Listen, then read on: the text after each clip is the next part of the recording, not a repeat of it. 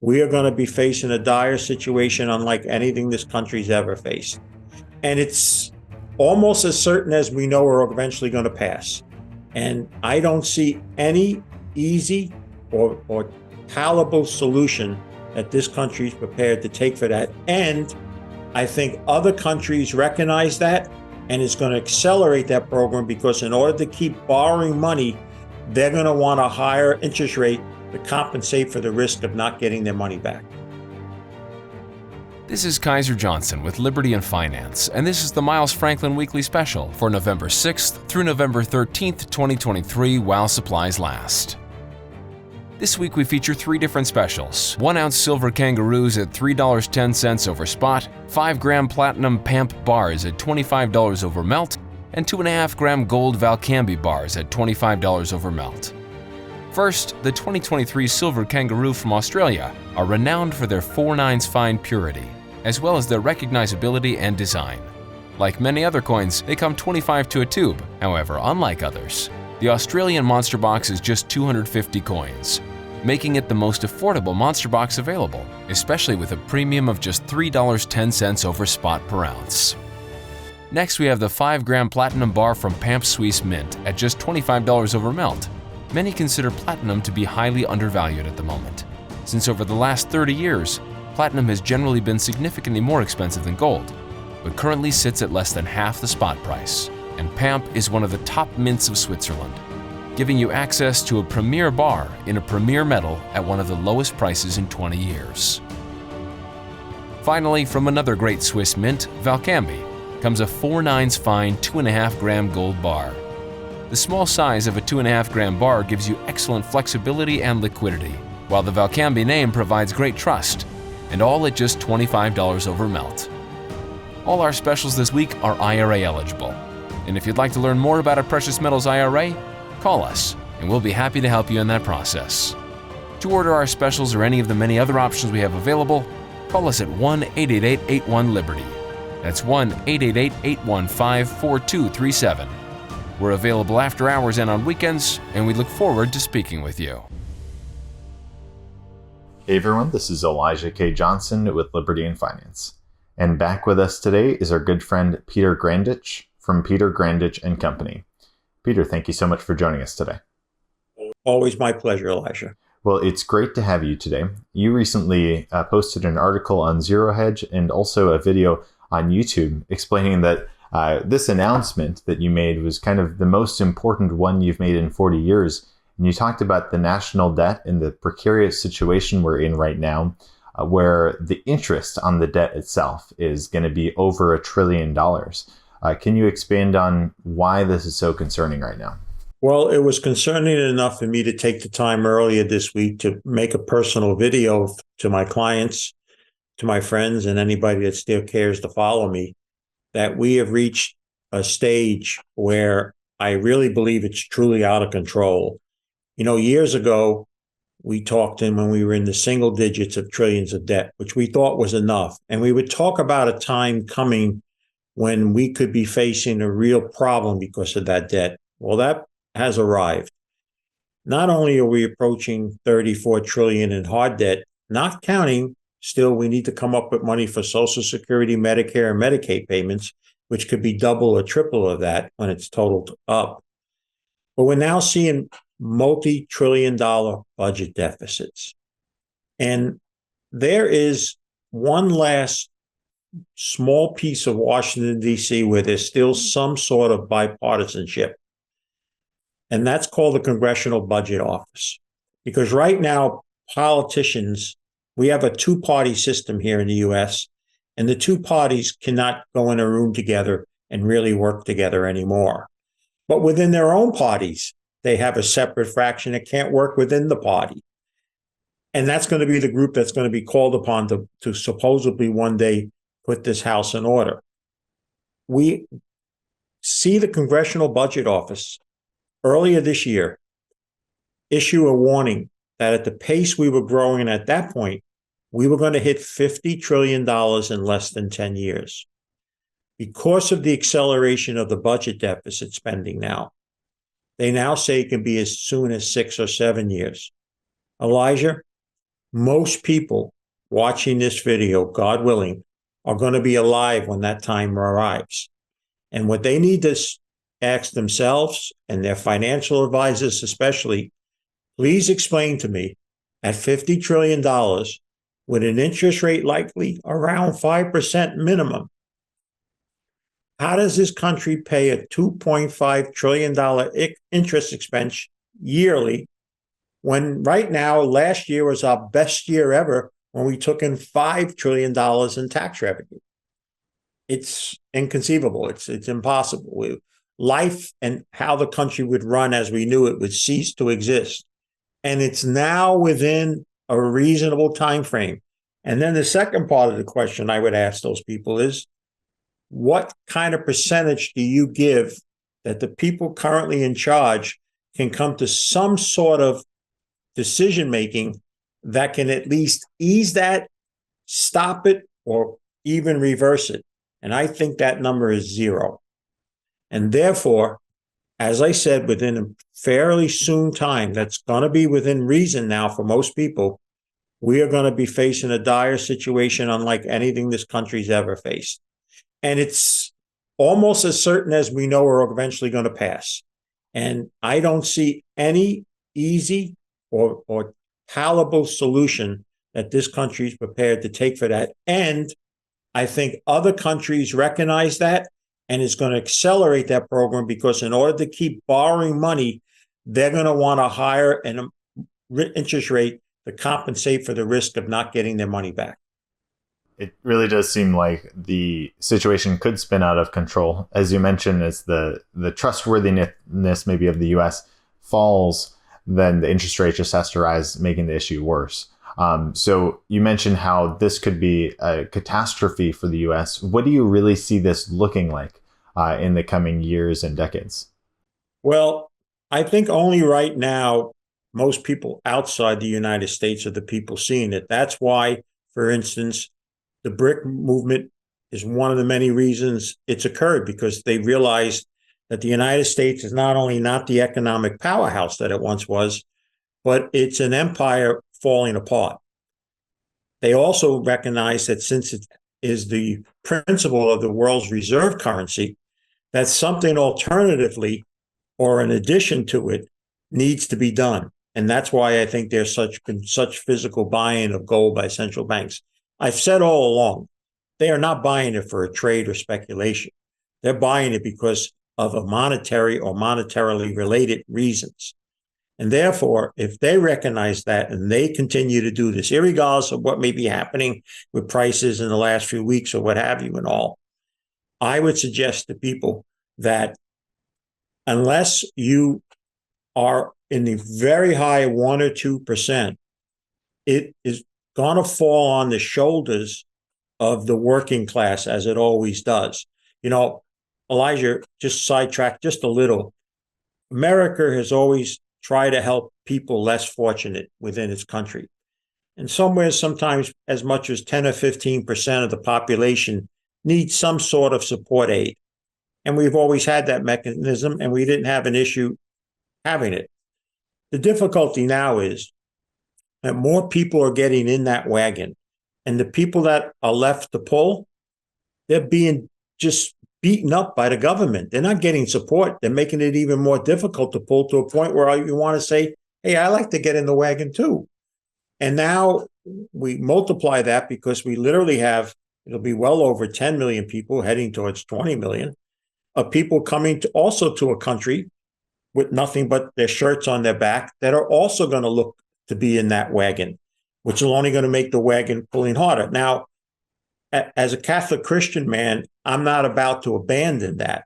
I believe I'm called upon to help, but there's only so far one can go. And the country now has surpassed any reasonable expectation that it can fix this situation without going through a very dire situation. The only $64,000 question is, will it be through an inflationary process or a tough austerity deflationary process? I don't think the American society now, unlike our parents and grandparents who had to go through a depression, would would stand for that, that would take those hard times for any long period. So the end result will be is it'll be extremely inflationary. It'll be a package deal of renegotiating, reneging, and inflating some or part of that debt to where at least the interest can be serviced. And none of that is good for general economics. It's definitely not good for general economics. It seems like, as you mentioned, really the two options are to suffer deflation, or for the Fed just to continue to inflate the system. It seems like time and time again they choose inflation, and it's really a hidden tax on the public, isn't it? Because it hurts the public, but they don't know where it's coming from, and the government can always blame something else. It's this war, it's that war that's causing higher prices, when in reality, the root of the problem is the Fed creating more and more currency. Yeah, and two things about that. First, I wanted to say comes to mind is it's like putting on weight. We got away with putting weight, and the Fed would put more weight on by creating this money. But there gets a point at a time where you put on too much, and then some of the ways of being able to even take it off can't occur because you have so much weight. That's what's happened. But I think the other thing that we have to recognize is that there's going to be a change in the monetary system. There's no question, because history shows that no currency ever stays forever the world reserve currency. So the BRICS are going to form something. Now, whether they just simply form a commodity-based index, trading just among themselves, gold as a partial backing of it, whatever it may be, it'll be an alternative. And it'll also be in addition to what already has been occurring, and that is there's been a lessening ownership of dollars as each year goes by. Well, Elijah, those dollars are going to have to go somewhere. They're going to come back here. More dollars, chasing fewer and fewer products, inflationary. So all these people in the just don't worry, be happy crowd that makes up much of Wall Street. Oh, inflation is going to return back and it'll be 1 or 2%, and you should buy bonds and all this kind of stuff. That may work for a year, might even work for 2. But somewhere between 5 and 10 years from now, it's not going to work. And most people have no preparation mentally, physically, or financially for what is now, I think, within reason of an expectation that 20 years ago, people in the hard asset community spoke about, but it was off in the distance. Now it's in front of our eyes. I know we recently saw another, it was a small bank crash this last week or so. Your perspective on the banking system right now, how the banking system is going to fare during these tough times ahead. It seems like if interest rates rise any more, we could just start seeing more and more issues. I forget the exact number, so forgive me for not having it, but there's many hundreds of billions of dollars of paper losses in banks now because they bought that paper that the Federal Reserve kept issuing out there when interest rates were 1% and 2%, and now they're 4 and 5. Now, if you believe that interest rates were artificially driven down and we're not in the position to flood the markets, the Federal Reserve certainly is not in the position to buy bonds anytime soon as they were, and they were half the market. You have to ask, how do those holdings ever turn profitable again? So the banking system has to, if I'm in the banking system and I've talked to bankers, they are doing what's next best they can, and that's is they're tightening their raise. They're tightening credit. We're seeing credit being tightened. Loans that are coming up for renewal are not going to have some of the great terms they might have had before. And all those things are negative for the economy. But I think the bigger question is, and what should be asked is, in this most recent crisis, this terrible war that's going on in the Middle East, we saw something that we hadn't seen for much of my career. Normally, when something like that broke out, there was always a tremendous rally into bonds, especially T-bonds and the dollar. Neither one rallied. And while you can say, well, gold didn't go through the moon either, it never went through the moon. It was always the dollar. So I think people have now taken the first step. They're moving away from the dollar and the bonds. And I'm talking about serious money around the world, not the average investor at this point. By the time the average investor is doing it, the move is basically over already. But the next go around, when things become more apparent, because here's what they're going to do, in my opinion, Elijah. They're going to get together again, and they're going to push the debt limit into 2024. And they're going to infight. And the political scene is so bad.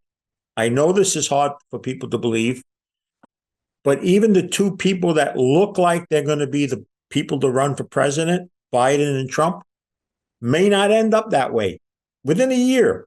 That's how radical things could change and so forth and so on. And I just think, and I'm going to get to singing to the choir because it's your business, not mine. I don't sell gold. You and I don't have any relation. I don't get anything from you other than, hi, Pete, how are you? But I'm just going to tell you this much. People have to start now. You have health insurance. You have car insurance.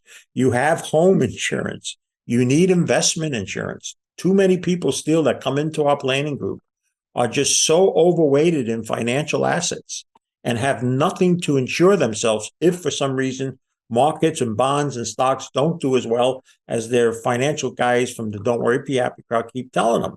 And I keep telling them the same thing. You need to own some gold and pray to God it doesn't go up. And they all say the same thing. Why do I want to buy something that's not going to go up? Because if it does, your financial assets went down. So I think for 2024, and I know this is your area and your world, but I really think gold and things related to gold, silver, need for people that don't own any to own it. Listen, I forget what the world number is. It's something like 67% have dollars, and only about 7% in banks have about gold. And that's increasing. That's going to go well over 10%. Because the Russians, India, China, they're just net selling, getting out of our paper. They're getting out of T-bonds and all. And where are they going to go? They're not going to go to the euro. They're not going to go to the yen. That's why they're buying the gold. And that's going to continue. So I really think your time in the sun, is coming. And I think if people don't grasp that. And can I make another important point? Because I learned this the hard way.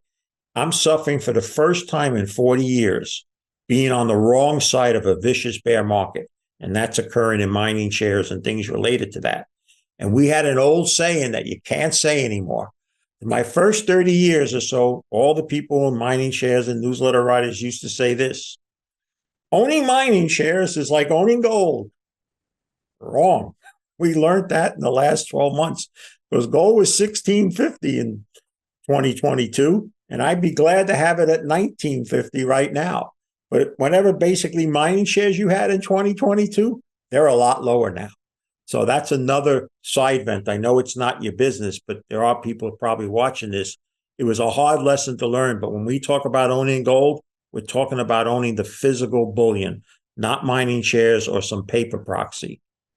I know mining shares can give you leverage sometimes to the gold price. Obviously, as you mentioned, maybe this last year, we haven't seen that in a lot of them. But I mean, it is an interesting argument then. It seems like a lot of them probably are even more undervalued today than what they were a couple of years ago. So for those people who have this, the stomach, who can maybe experience some volatility and are okay with that, it may be a fantastic opportunity right now to, get some deals there. Your perspective on that?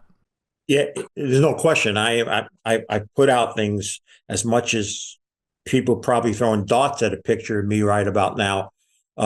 This will turn, and it will turn in a big way, and there is tremendous opportunity. But what I was just trying to make is, don't treat that as owning physical bullion. It's two different things. That's a capital appreciation or depreciation play. Gold is a monetary investment protection insurance play. And that's the difference. And you're right. If we do get fortunate and gold moves to 2,500 or 3,000, several of those mining companies, especially that produce it, should do better. And of course, by making more money, because their costs are basically going to stay the same, but their bottom line is going to increase a lot. But what I always wanted to talk about is too many people have no protection to their financial assets, both stocks and bonds. Think about this. Now, bonds could keep rallying and maybe squeak out a small gain this year, but right now they're down for the third year in a row. That's the first time in history.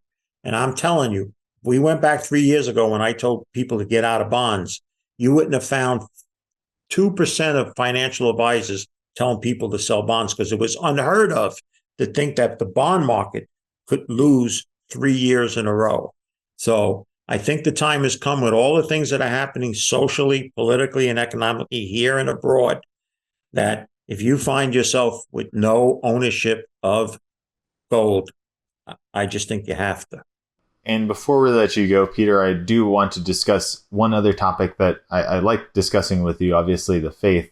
I think in these trying times, it can be difficult, not only financially, but also spiritually, to understand, why does God allow these things to happen? How do people stay strong in their faith and strengthen their faith in these tough times? Well, you're right. To me, it's by far the most important thing for me. I've worn it on my sleeve for almost half of my career. It's somewhat detrimental to business at times because you get accused of being a charlatan and all these other things. But I also think that we need to look at the times we live in. Polls now show that about half of Americans now are agnostic or atheists.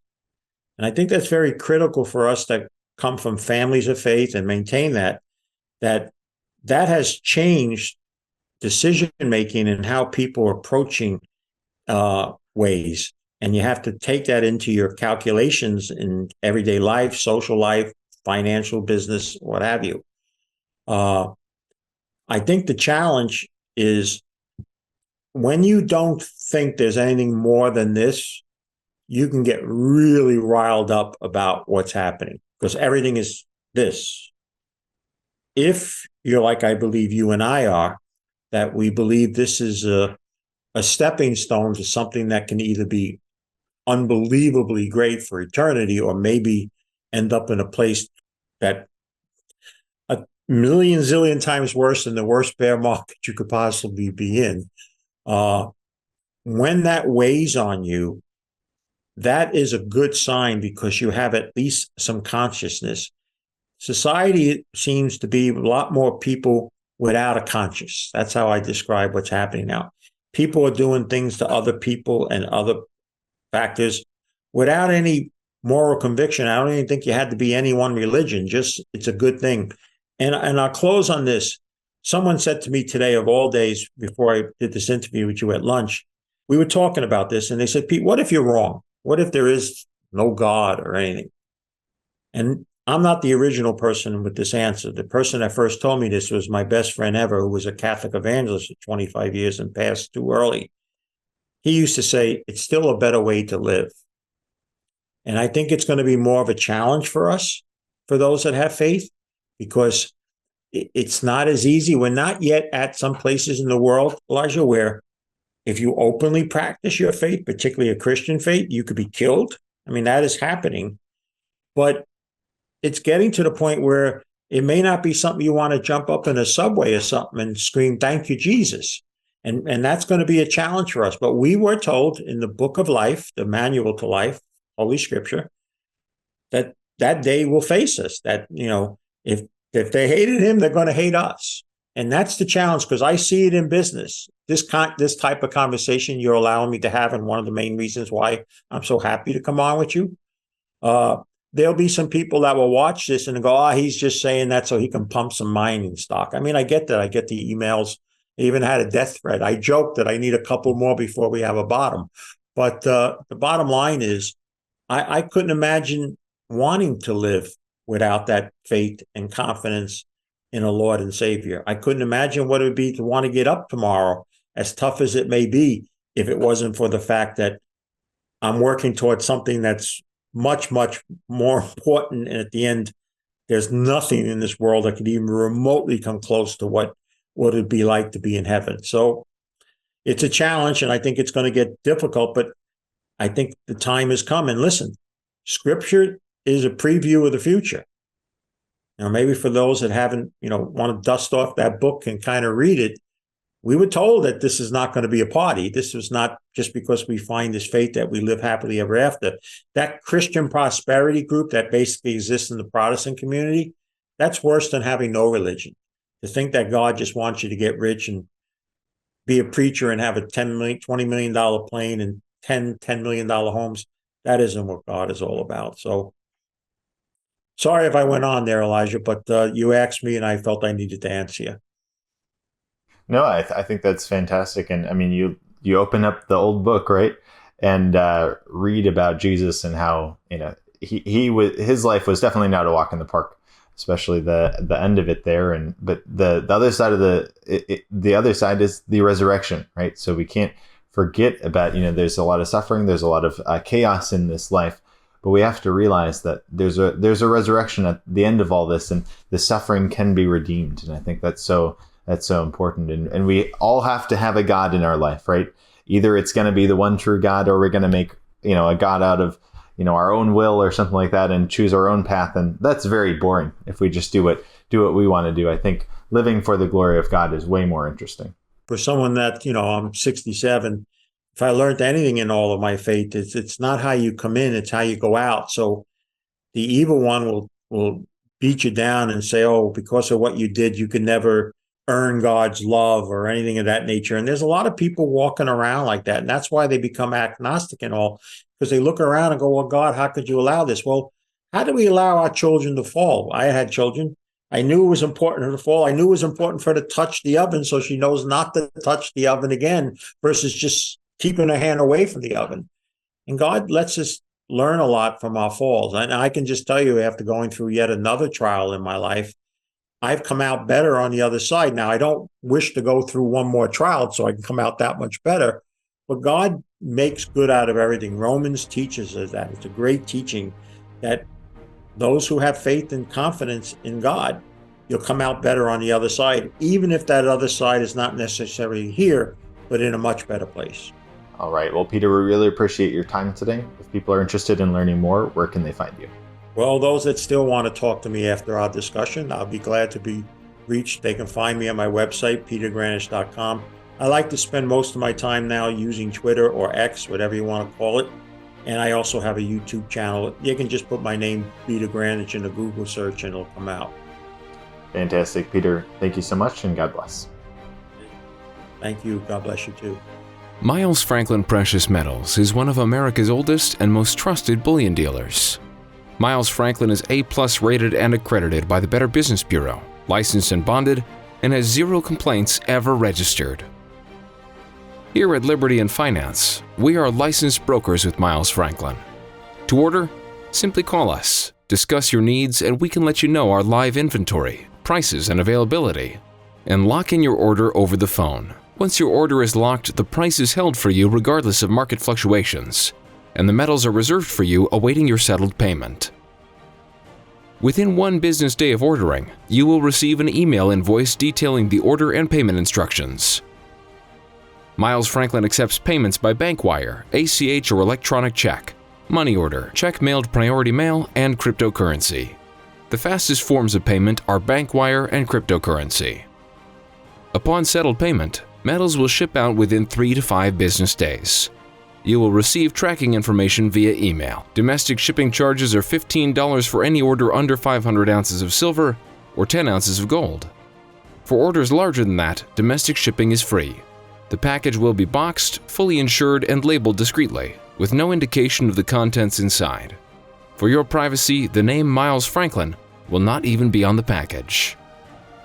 To talk to myself, Kaiser, my brother Elijah, or my father Dunnigan, call 1-888-81-LIBERTY.